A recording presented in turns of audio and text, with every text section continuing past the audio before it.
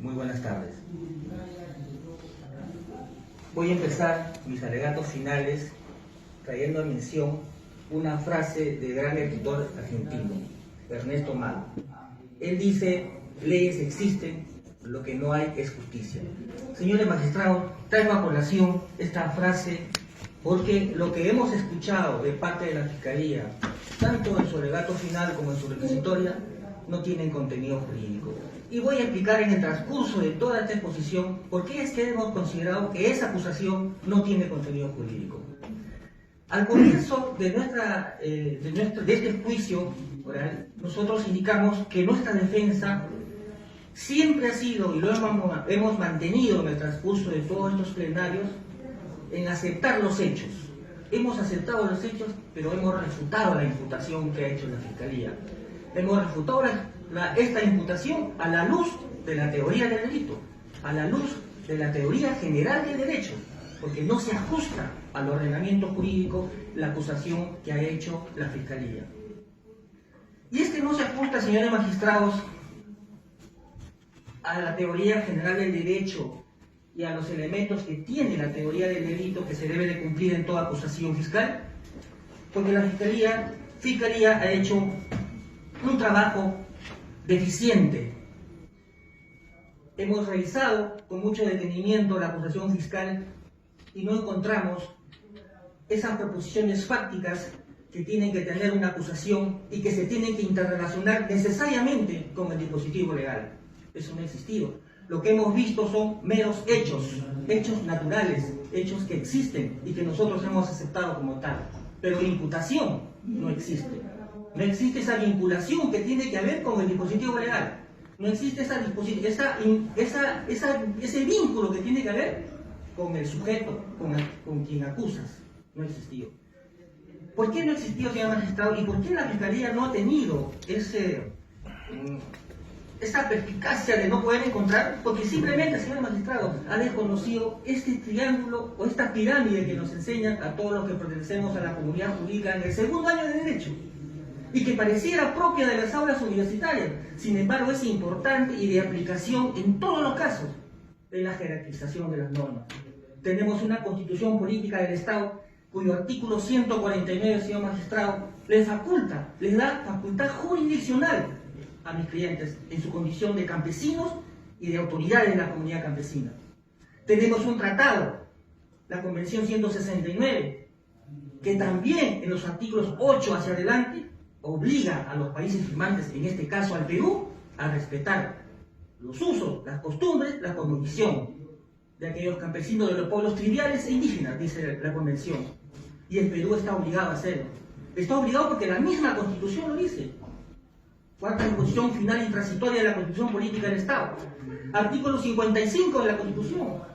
Los tratados internacionales forman parte del derecho nacional. Y esa jerarquización y la ley está más abajo, que Fiscalía no toma en cuenta. El artículo 51 dice: la Constitución prevalece sobre las demás normas, porque estamos hablando de una norma superior, de jerarquía, suprema, la Fiscalía. Entonces, en esta acusación, señores magistrados, ha existido una miopía jurídica. Y lejos de llegar a un grado de certeza, como indica la Casación 1/2017, que exige que si te pretendes que una persona sea condenada, tu acusación tiene que llegar a un grado de certeza. Así lo exige la sentencia casatoria 1/2017. Pero esta acusación, lejos de llegar a ese grado de certeza, lo que ha hecho, señores magistrados, es ser una acusación lesiva al principio de legalidad. Justamente por eso, porque no ha desconocido principios, garantías constitucionales. Ha sido lesiva a la presunción de inocencia. 2 años mis patrocinados firmando, viniendo de las alturas de la sierra para firmar en la provincia. 2 años, señores magistrados. Se ha violentado la presunción de inocencia. Se ha violentado también el principio de culpabilidad.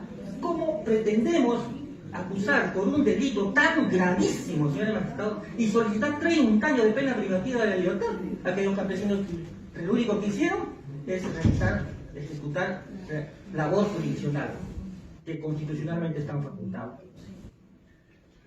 ¿Por qué ha les digo esto, señores magistrados? Porque Fiscalía ha hecho una adecuación simple de la conducta al tipo penal. Ya la Corte Suprema se ha manifestado al respecto que no basta hacer una adecuación simple. Lo que tendría que hacer la Fiscalía era hacer un juicio de tipicidad. Y este juicio de tipicidad tendría que haber pasado por una valoración de las normas extrapenales, las normas constitucionales, las normas convencionales. Pero la Fiscalía no lo ha hecho. Hay un gran magistrado, señor magistrado, él es Francisco Aymas Mendoza. Él dice que no debemos de confundir el dispositivo legal, que es la creación del legislador, con el tipo penal, que debe ser la creación dogmática y metodológica que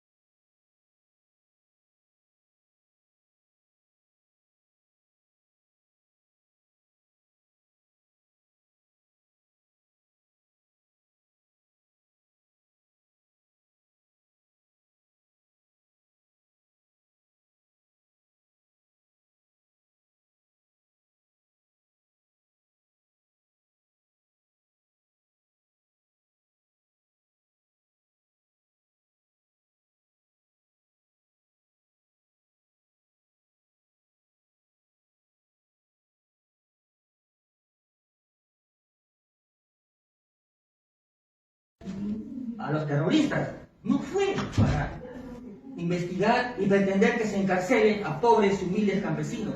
Eso no ha sido el espíritu de la norma, pero se le ha dado ese contenido. Se está forzando para que mis patrocinados pretendan ser encarcelados por 30 años de pena privativa de la libertad. ¿Qué dice este artículo 152? Está clarísimo. Será reprimido con pena privativa de la libertad no menor de 20 ni mayor de 30 años el que sin derecho, motivo ni facultad justificada priva o otro de su libertad personal. Ahí está la conducta sine qua non. Ahí está. El que sin derecho, motivo ni facultad justificada priva a otro de su libertad personal. Y por revisión nos vamos a la Constitución Política del Perú.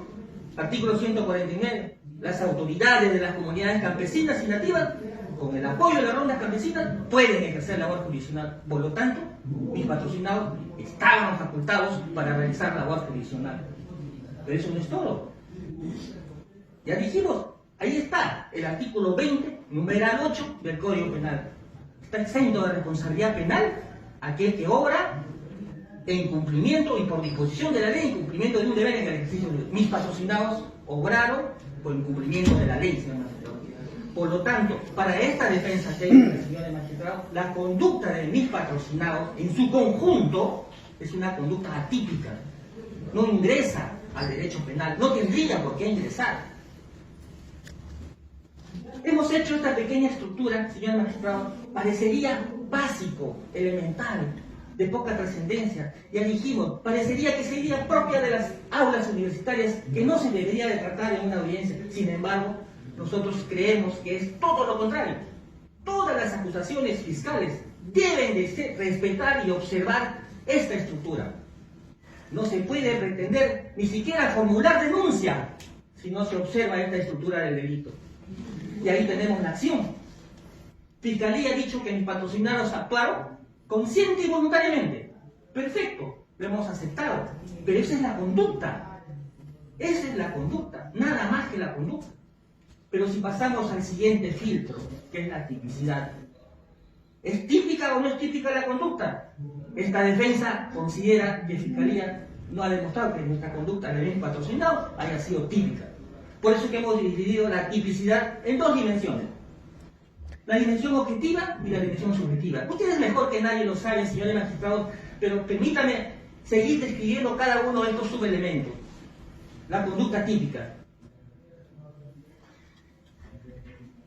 ¿Quién mejor que el artículo 20, numeral 8, que nos dice qué conducta es típica y qué conducta no es típica?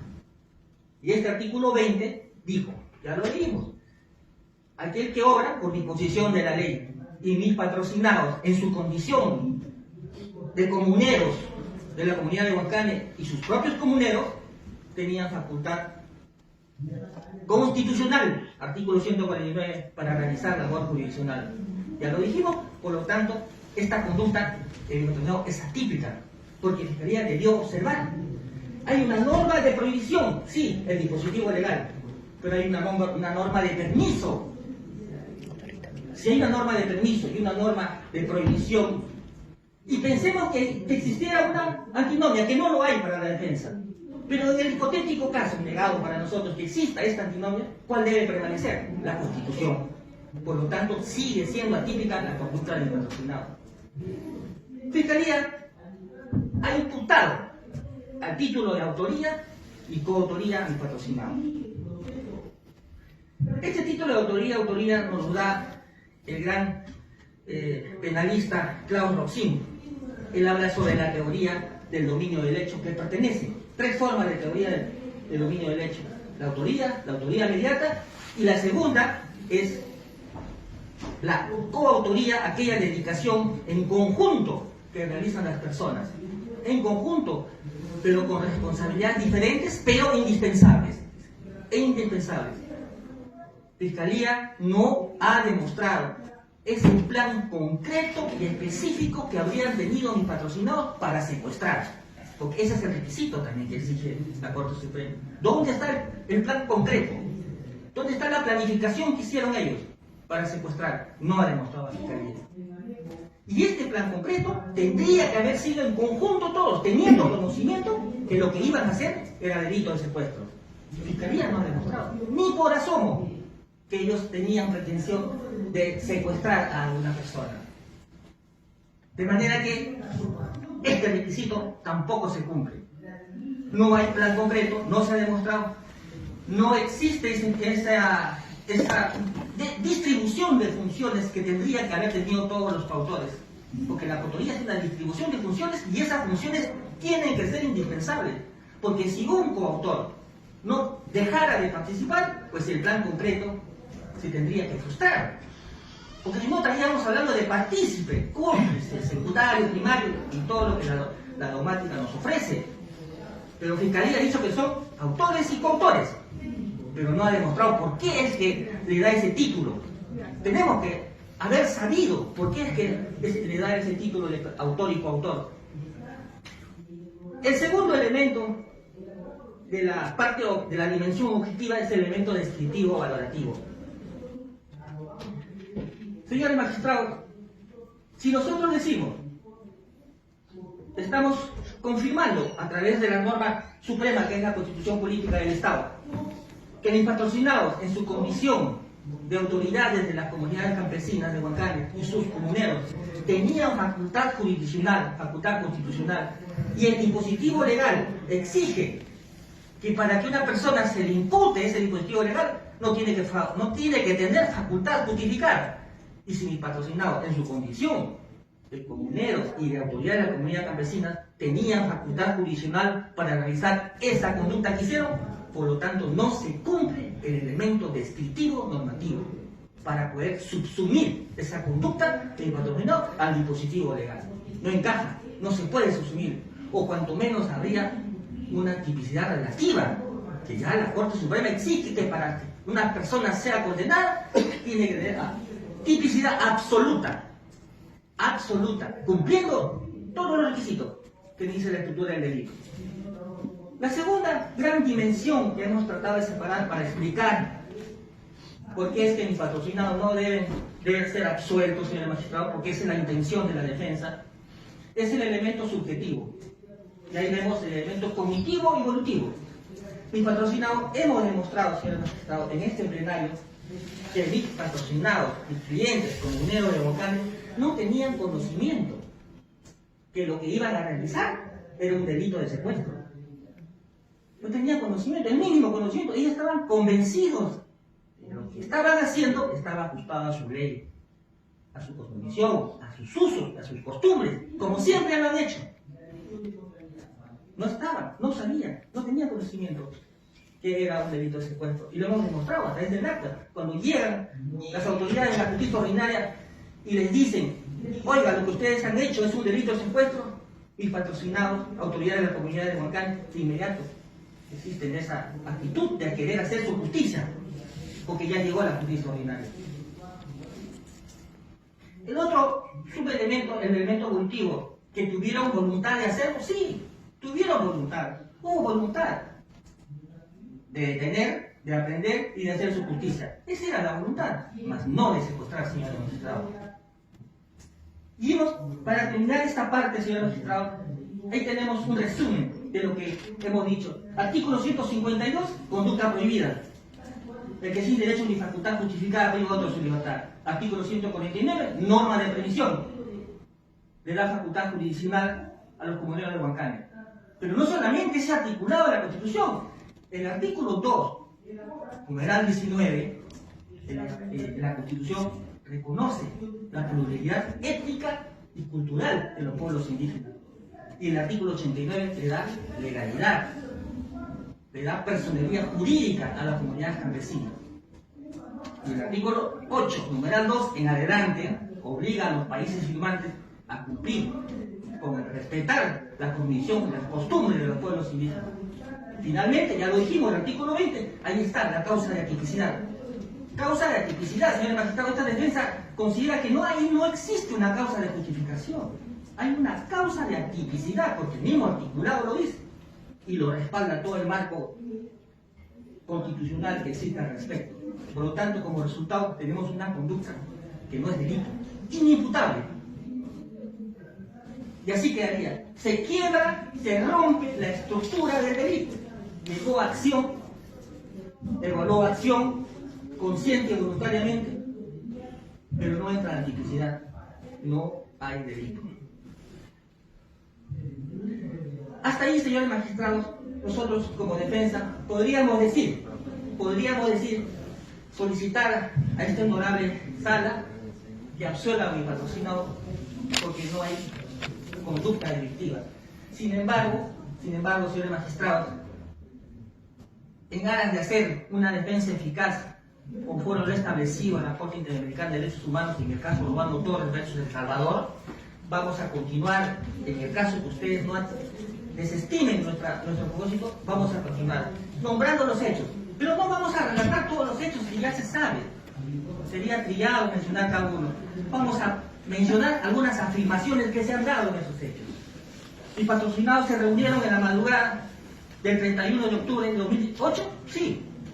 Mis patrocinados acudieron a las alturas de Churuchayó, sí. Mis patrocinados detuvieron a esas personas, sí.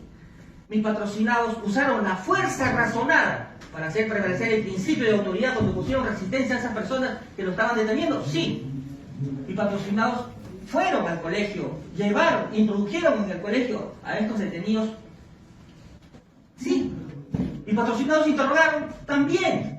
Mis patrocinados usaron al señor y lo llevaron a la casa del señor Lobatón. Sí, también. Entonces todas son afirmaciones, señores magistrados, que se han dado, pero como dijimos al comienzo, son hechos, simples hechos naturalísticos, que si no se hace el ejercicio de vincular con el dispositivo legal, ¿de qué estamos hablando, señor magistrado? Y si peor aún, no se vincula estos hechos al sujeto a quien estoy acusando, no existe delito, señor magistrado. Pero Fiscalía ha insistido que estos hechos es un delito de secuestro. ¿Y qué cosa nos ha traído a la sala para demostrar que esos hechos serían un delito de secuestro? El acta de constatación. Ya dijimos en el plenario, nos opusimos a ese medio probatorio, porque consideramos que ese medio probatorio, señores magistrados, no es el documento idóneo para acreditar un delito de secuestro. El documento idóneo es el acta de liberación.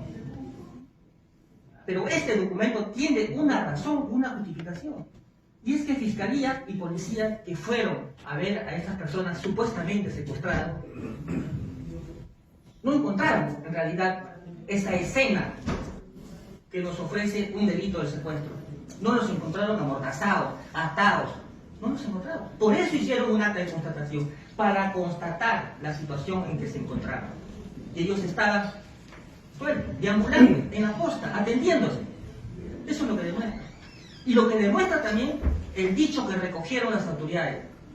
Al preguntar las autoridades a los supuestos secuestrados, le dijeron, ¿por qué las trajeron acá? Porque habíamos ido a Churuchayó a voltear sus tierras usando un tractor. Por eso nos han traído acá, reconociendo el hecho de la conducta que habían realizado. El segundo medio probatorio, el peritaje del tractor. Este peritaje, señor magistrado, también lo cuestionamos, nos opusimos a este peritaje porque esto no es pertinente, no es conducente, mucho menos será útil para demostrar un delito de secuestro el peritaje de un tractor. El certificado médico legal, ya lo dijimos, si en el certificado médico legal, si bien es cierto, existen lesiones, estas lesiones, señor magistrado, son leves, y es producto de la resistencia que pusieron ante la presencia de la justicia comunal. Y mis clientes, haciendo prevalecer su mandato constitucional, querían detener a estas personas y ellos pusieron resistencia, mis patrocinados hicieron uso razonado de la fuerza para poder detenerlos. Pero después ya no hubo más lesión. Ahí se producen esas lesiones. Por eso son esos certificados médicos legales. El cuarto elemento, el certificado de las autoridades de Huancani. Este certificado que Fiscalía ha presentado para demostrar el delito de secuestro no hace otra cosa que legitimar a mis patrocinados. Porque les dice, son las autoridades de Huancani, el certificado de las autoridades de Huancani. Lo mismo hace la partida electrónica. Legitima a mis patrocinados como autoridades de la comunidad de Huancani. Se ha presentado también una sentencia condenatoria que nosotros hicimos, que esta medio probatorio no reúne los requisitos de prueba trasladada. La sola dijo que se iba a pronunciar en su momento. Y el acta de constatación judicial, que ha sido un aporte de esta defensa. En esta acta de inspección judicial, señores magistrados, todo el recorrido que han realizado las autoridades judiciales con los propios denunciantes, en ninguna parte de ese trayecto indican aquí me secuestraron, aquí me ataron, aquí me encerraron. No se dice. Entonces, esta acta de inspección judicial tampoco sería un medio probatorio. De manera que todos estos medios probatorios, señores magistrados, no son elementos de cargo. Por el contrario, no sé si Fiscalía, consciente o inconscientemente, pero nos ha facilitado todo esto. Estos medios probatorios serían medios de descargo. Entonces, ¿con qué se quedaría Fiscalía? Si todo esto es impertinente, no nos conduce a demostrar el secuestro, se queda con la declaración de los órganos de prueba. declaración de los órganos de prueba, señores magistrados, también tiene que cumplir algunos requisitos. Y uno de los requisitos, señores magistrados, es que... Señor abogado, antes de constituir por la prueba personal, tenemos una audiencia de 10 minutos, hay que instalarla, vamos a suspender para que la concluya en la siguiente sesión.